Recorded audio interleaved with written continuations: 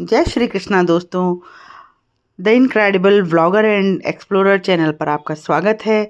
आज मैं आपके सामने फिर से आई हूँ आपको माघ मास की कथा का श्रवण कराने, माघ मास का महत्व बताने। तो दोस्तों, आप मेरे साथ जुड़े रहें, मेरे चैनल को लाइक करें, शेयर करें, सब्सक्राइब करें और अपने दोस्तों को ज़रूर शेयर करें ताकि वो भी माघ मास की इस कथा का महत्व सुने, जाने और इसका लाभ उठाएं। दोस्तों, मैं अपने वचन के अनुसार, मैं अपने ज्ञान के अनुसार आपको इस माघ मास के महत्व और कथा से अवगत करा रही हूँ। तो दोस्तों, मैं आपको माघ मास का महत्व बताती हूँ। माघ मास हिंदू पंचांग के अनुसार 11वां महीना होता है। माघ मास की पूर्णिमा चंद्रमा और अश्लेषा नक्षत्र में होती है, इसलिए इस माघ को माघ मास कहा जाता है। माघ मास में सुख, शांति और समृद्धि के लिए पूजा किया जाता है। माघ मास के लिए बहुत सारी कथाएं प्रचलित है। पौराणिक कथा के अनुसार माघ मास में गौतम ऋषि ने इंद्र को श्राप दिया था। क्षमा याचना करने पर गौतम ऋषि ने उन्हें माघ मास में गंगा स्नान करके प्रायश्चित करने को कहा। तब इंद्रदेव ने माघ मास में गंगा स्नान किया था, जिससे फलस्वरूप इंद्रदेव को श्राप से मुक्ति मिली थी। इसलिए इस माघ महीने में माघी पूर्णिमा और माघी अमावस्या के दिन स्नान करना पवित्र माना गया है। तो दोस्तों, माघ मास में पूजा कैसे करें, आज मैं आपका इससे अवगत कराऊंगी। माघ मास में प्रतिदिन नदी में स्नान करें। अगर नदी या तालाब ना हो, गंगा जी आपके पास आपके स्नान करने के लिए ना हो, तो आप घर में भी गंगा जल डालकर स्नान कर सकते हैं। स्नान आप सूर्योदय से पहले करें, ब्रह्म मुहूर्त में करें तो वो और भी अच्छा है। स्नान करते समय आप ओम सूर्याय नमः मंत्र का जाप करें। सूर्य भगवान को अर्घ दें। मंदिर जाकर तांबे के लोटे से शिवलिंग पर जल चढ़ाएं, बेलपत्र और धतूरा चढ़ाएं, चंदन का तिलक लगाएं, धूप दीप जलाकर आरती करें। माघ मास में भगवान विष्णु और भगवान कृष्ण का अभिषेक अवश्य करें। प्रतिदिन काल श्री कृष्ण को पीले फूल और पंचामृत अर्पित करें। इसके बाद मधुराष्ट का पाठ करें। दक्षिणावर्ती शंख लेकर केशर मिश्रित दूध भरकर शंख से कृष्ण भगवान का अभिषेक करें। भगवान को पीले चमकीले वस्त्र अर्पित करें। तुलसी के साथ दूध से बनी मिठाई का भोग लगाएं। पूजा में ओम नमो भगवते वासुदेवाय नमः एवं क कृष्णाय नमः मंत्र का जाप करें, आरती करें। माघ मास में जरूरतमंद लोगों की सहायता करें, उन्हें दान करें, हो सके तो गौ सेवा करें। तो दोस्तों, आप इस तरह भगवान श्री कृष्ण की पूजा कर उन्हें प्रसन्न कर सकते हैं। दोस्तों, भगवान श्री कृष्ण इतनी सी ही पूजा से प्रसन्न हो जाते हैं। माघ मास में कल्पवास कर कर आप भगवान के आशीर्वाद को प्राप्त कर सकते हैं। तो माघ मास के स्नान करने से अश्वमेघ यज्ञ के समान पुण्य मिलता है दोस्तों। तो अब मैं आपको अब कथा का श्रवण करवाती हूँ। आप सभी बड़े ध्यान से सुने और अगर आपने मेरे चैनल को लाइक नहीं किया, शेयर नहीं किया, सब्सक्राइब नहीं किया, तो दोस्तों पहले वो कर लें और मेरे कथा का आगे भी इसी तरह से लाभ उठाएं।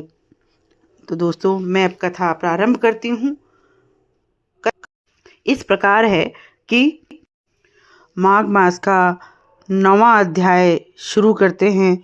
तो यमदूत जी कहने लगे, मध्याह्न का समय आया। अतिथि, मूर्ख, पंडित, वेद पाठी या पापी कोई भी हो, ब्रह्म के समान है।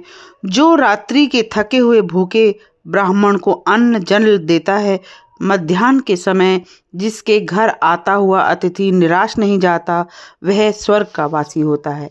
अतिथि बराबर कोई धन संपत्ति तथा हित नहीं है। बहुत से राजा और मुनि अतिथि सत्कार से ब्रह्मलोक को प्राप्त हुए हैं।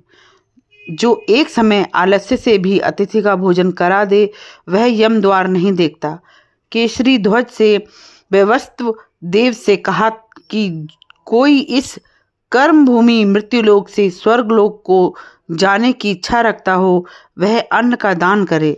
दूत कहता है कि यमराज कहते हैं, अन्न के बराबर दूसरा और कोई दान नहीं है। जो गर्मियों में जल, सर्दियों में ईंधन और सदैव अन्न का दान करते हैं, वह कभी यम के दुख नहीं उठाते। जो अपने किए हुए पापों का प्रायश्चित करता है, वह नरक को नहीं देखता, और प्रायश्चित न करने वाला मनुष्य नरक में जाता है। जो काया, वाचा और मन के लिए किए हुए पापों का प्रायश्चित करता है, वह देव और गंधर्वों से शोभित स्वर्गलोक को प्राप्त होता है।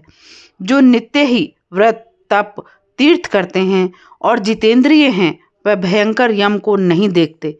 नित्य धर्म करने वाला दूसरों का अन्न, भोजन और दान त्याग दे। नित्य स्नान करने से बड़े बड़े पापों का नाश होता है और यम का द्वार नहीं देखता। बिना स्नान पवित्रता कैसे हो सकती है? जो मनुष्य पर्व के समय चलते जल में स्नान करते हैं, वह बुरी योनि नहीं पाते, न ही नरक में जाते हैं। माघ मास में प्राप्त स्नान करने वाला मनुष्य नियम पूर्वक तिल, पात्र और तिल कमल का दान करना चाहिए। यमदूत कहते कि हे विकुंडल, पृथ्वी, सोना, गौ आदि परम दान करने वाला स्वर्ग से नहीं लौटता।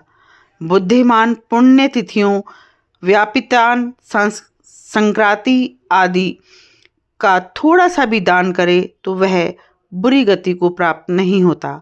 सत्यवादी, मौन रहने वाला, मीठा बोलने वाला, क्षमाशील, नीतिवान, किसी की निंदा न करने वाला, सब प्राणियों पर दया करने वाला, पराये धन को तृण के समान समझने वाला मनुष्य कभी भी नरक नहीं भोगता। तो दोस्तों, यहाँ पर हमारा 9वां अध्याय समाप्त होता है। 10वें अध्याय के लिए मैं आपसे फिर मिलूँगी। तब तक के लिए आप कृष्ण की भक्ति में लगे रहें, माघ स्नान का आनंद उठाते रहें। ओम वासुदेवाय नमः। ओम वासुदेवाय नमः। ओम कृष्णाय नमः। ओम कृष्णाय नमः का जाप करते रहें। ओम भगवते वासुदेवाय नमः। ओम भगवते वासुदेवाय नमः।